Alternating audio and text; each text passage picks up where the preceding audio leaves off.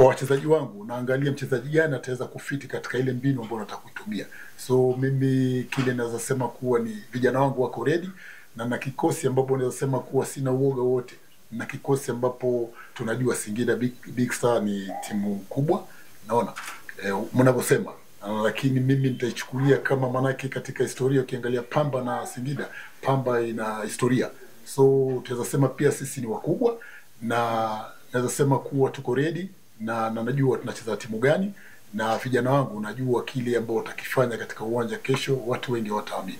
So mimi nina imani na vijana wangu, na dakika 90 nafikiri Istanbul nicheze na Simba, nicheze na Yanga, nicheze na timu zote ambazo mnazisema timu kubwa hizo mimi nita attack from the word go.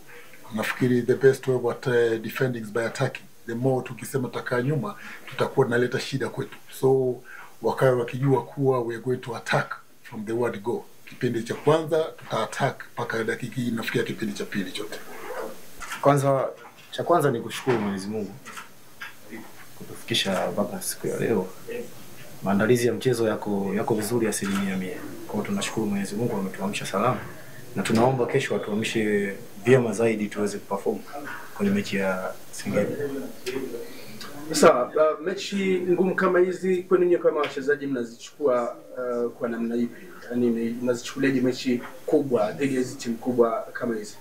Sisi kama wachezaji, mechi ni mechi, hakuna mechi ndogo. Kwa hiyo kila mechi inafuatana na mwalimu na mfumo anaotaka tucheze. Kwa hiyo sisi kama wachezaji hakuna mechi ndogo, mechi ni mechi. Kwa hiyo sisi tumejipanga niondoe shaka kwa mashabiki wa Pamba Jiji.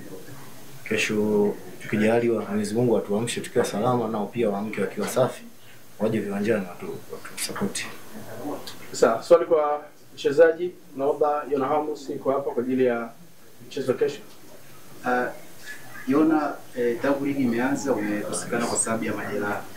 Labda sasa unaendeleaje, na kadri unaporejea uwanjani kwako inakuwa na maana gani hasa katika kuhakikisha kwamba unaisaidia timu yako kufikia malengo ambayo imejipangia msimu huu? Niseme hatukuanza vizuri, sikuanza vizuri, lakini pia huwezi kujua Mwenyezi Mungu pia anakuandalia nini.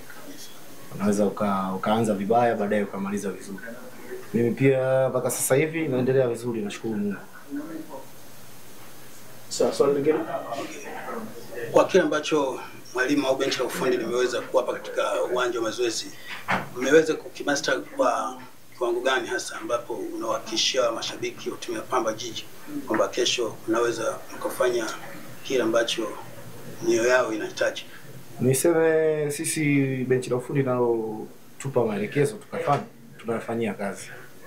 Naamini Mwenyezi Mungu atajalia kile walichotupa na sisi tutakipeleka uwanjani tukafanyia kazi. Swali la mwisho.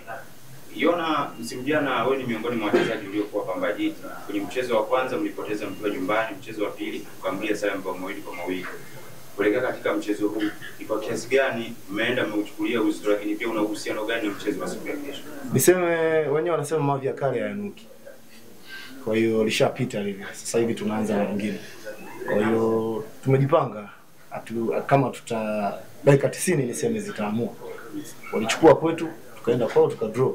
Alishapita, sasa hizi ni msimu mwingine. Kwa hiyo wameanzia kwetu. Mungu atujalie tu kesho inawezekana tukapata pointi 3. Yote yanawezekana.